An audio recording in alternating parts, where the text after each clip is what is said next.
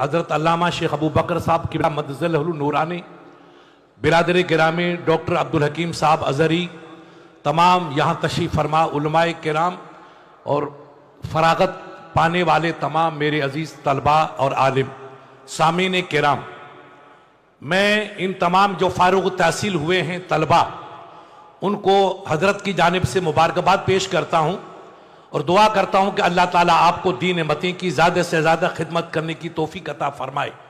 آپ دنیا کے کسی خطے میں رہیں، اپنے استاد کو کبھی نہ فراموش کریں۔ شیخ صاحب قبلہ کی سلامتی اور تندرستی کے لیے ہمہ وقت آپ دعا میں مصروف رہیں۔ یاد رکھیے، آپ کو ذمہ داری دی گئی ہے، آپ کو صافہ پہنایا گیا اور آپ کو جبہ پہنایا گیا۔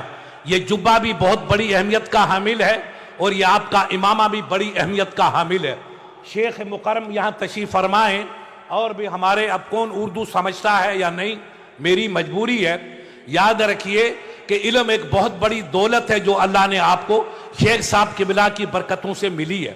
زمانے ماضی کی آپ تاریخ دیکھیں کہ جن لوگوں نے علم پر عمل کیا اور عمل کی روشنی میں اپنی زندگی گزاری، ان کو دنیا کے اندر بھی عزت و وقار حاصل ہوا اور عقبہ کے اندر اللہ نے ان کو بے پناہ نعمتوں سے نوازا۔ آپ آج ذمہ داری کی پوسٹ پہ فارغ ہو کر کے ثقافیہ سے جا رہے ہیں۔ علماء کرام کے ہاتھوں سے آپ کے صافے پہنائے گئے، آپ کو جبہ پہنایا گیا اور شیخ مکرم کے دست اقدس سے آپ کو سند فرخت دی گئی ہے۔ اب اس سند کا خیال رکھنا اور اس پہ کلی طور پر عمل کرنا آپ کا اخلاقی اور آپ کا علمی فریضہ ہے۔ جن علماء نے عزت کی اور جن علماء نے عمل کیا، ان کو اللہ نے دنیا میں عزت کی بلندیاں عطا فرمائی اور عقبہ کے اندر عزت اور عظمت کی دولت ملی۔ ہمارے کئی علماء گزرے ہیں، جیسے ابھی میرے عزیز ذکر کرتے امام شافعی علیہ رحمہ کا، امام مالک علیہ رحمہ، امام ابو حنیفہ علیہ رحمہ، امام احمد بن حنبل علیہ رحمہ، علامہ اوزاعی علیہ رحمہ، علامہ سفیان ثوری علیہ رحمہ، بے شمار محدثین گزرے۔ اگر میں ان بزرگوں کی تاریخ بیان کروں گا تو آپ کہیں گے مفتی صاحب یہ تو بزرگ با کمال تھے، مگر یاد رکھیے عالم پہ بڑا وزن ہے۔ عزت اسی کو ملتی ہے جو اپنے علم پہ عمل کرتا ہے۔ شیخ سعدی شیرازی علیہ رحمہ فرماتے ہیں، علم چندہ کے بیشتر خانی جو عمل در سو نیست نادانی۔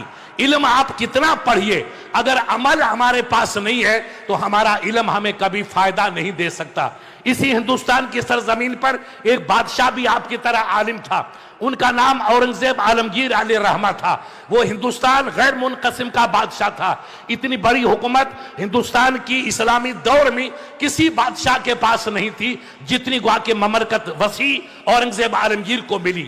وہ آپ کی طرح عالم تھا، بادشاہ بعد میں تھا اور عالم پہلے تھا۔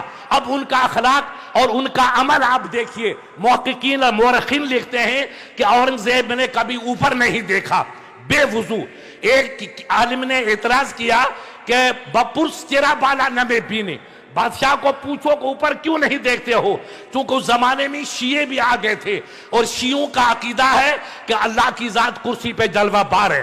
ہمارا آپ کا عقیدہ ہے کہ رب کی ذات لا ند لہو ولا مثل لہو، وہ جسم سے، شکل سے، صورت سے، بیٹھنے سے، اٹھنے سے، ہر چیز سے پاک ہے۔ اور شیعہ لوگ کہتے ہیں کہ وہ کرسی پہ جلوہ بار ہے۔ تو لوگوں نے خیال کیا کہ شاید بادشاہ کہیں شیعوں کی دوستی سے بہک تو نہیں گیا ہو کہ اللہ تعالیٰ کو آسمان پہ سمجھتا ہو کہ اللہ کی ذات آسمان پہ بیٹھی ہے، آسمان اللہ کی کرسی ہے۔ ایک عالم نے بادشاہ سے سوال کیا کہ حضرت بالا چرانہ میں بینی، آپ اوپر کیوں نہیں دیکھتے ہیں؟ تو اورنگزیب عالمگیر نے کہا کہ دری راز دست، اے مفتی صاحب اس میں ایک راز ہے۔ کہا حضرت بتائیے ورنہ آپ کے خلاف فتویٰ نافذ ہوگا، ہم شیخ صاحب سے فتویٰ آپ کے بار لیں گے۔ شیخ الاسلام اس زمانے میں تھے۔ اورنگزیب عالمگیر کی آنکھوں میں آنسو آئے، کہا دری راز است، اس میں راز ہے۔ کہا کیا راز ہے؟ کہا قسم رب کعبہ کی، جب سے میں نے یہ پڑھا کہ معراج کی شب رسول اللہ لا مقام پہ جا رہے تھے تو آسمان نے جھک کر کے قدم یار کو بوسا دیا ہے، تو جس آسمان نے قدم رسول کو بوسا دیا ہے اس آسمان کو جب سے میں نے ہوش سنبھالا ہے بے وضو دیکھنا کبھی گوارا نہیں کیا ہے. باوضو ہوتا ہوں تو آسمان کو دیکھ لیتا ہوں اور بے وضو ہوتا ہوں تو سر کو خم کر دیتا ہوں. آپ یاد رکھیں یہ آپ کی طرح عالم تھا, بادشاہ بعد میں تھا. انہو کان عالما اولا والملک الہند بعد ذالک. جب ایک عالم اور اس کے ساتھ بادشاہی ملی تو اس نے بے وضو آسمان کو دیکھنا گوارا نہیں کیا. ھذا اول عمل لنا ولکم ینبغی لکم ان تعملوا فی کل حین وکل آل وان لم تکن فیکم عملا فلا علم لا نفع لک لا نفع لک لا فائدہ لک. ایک اور بادشاہ تھا جس کا نام ہارون رشید تھا, وہ بغداد کا بادشاہ تھا, آدھی دنیا پہ اس کی حکومت تھی. اس نے ایک عالم سے کہا جس کا نام علامہ کسائی علیہ رحمہ تھا, جو امام محمد علیہ رحمہ کا خالہ زاد بھائی تھا, جید عالم تھا فقہ کا, حدیث کا, نحو کا. ان سے کہا کہ حضرت آپ میرے بچے کو پڑھائیے. تو کہا نہیں میرے پاس وقت نہیں ہے, مدرسے میں وہ لوگ اپنے گھروں میں پڑھاتے تھے, مدرسے میں بھیجیے تو میں پڑھاؤں گا. تو ٹھیک ہے میں مدرسہ بھیجوں گا, مگر میرے بچے کو پہلے پڑھائیے اور دوسرے طلبہ کو بعد پڑھائیے. کہا لا لا ھذا لا یجوز, ایسا نہیں ہوگا, جو پہلے آئے گا پہلے سبق میں اسی کو دوں گا. ہارون رشید مجبور ہوا, مامون رشید کو علامہ کسائی کے مکان پہ بھیجا. اب علامہ کسائی نے پڑھانا شروع کیا. دیکھو یہ علماء کی قدر ہے, یہ عالموں کا احتیاط ہے, یہ عالموں کی عظمت ہے, یہ عالموں کی خدا ترسی کا جذبہ ہے. ایک دن اب مامون رشید نے پڑھنا شروع کیا. اتفاق سے ایک دن ہارون رشید آیا تو دیکھا کہ امام کسائی وضو فرما رہے ہیں اور ان کا شہزادہ امین الرشید پانی ڈال رہا ہے. لوگوں کو احساس ہوا کہ آج بادشاہ ناراض ہوا, امام صاحب کو تکلیف دے گا. مگر سنو پیارے, علم کی عظمت کو سمجھنا, علم کی حرمت کو سمجھنا, علم کی رفعت کو سمجھنا.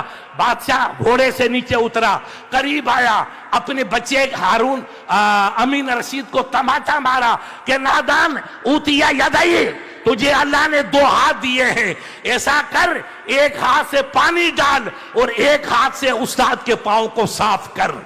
اس لیے کہ جب تک ہم علم پہ عمل نہیں کریں گے, اپنے استادوں کا احترام, آپ کہیں رہیے دنیا کے کونے میں مگر ثقافت سے جڑے رہیے.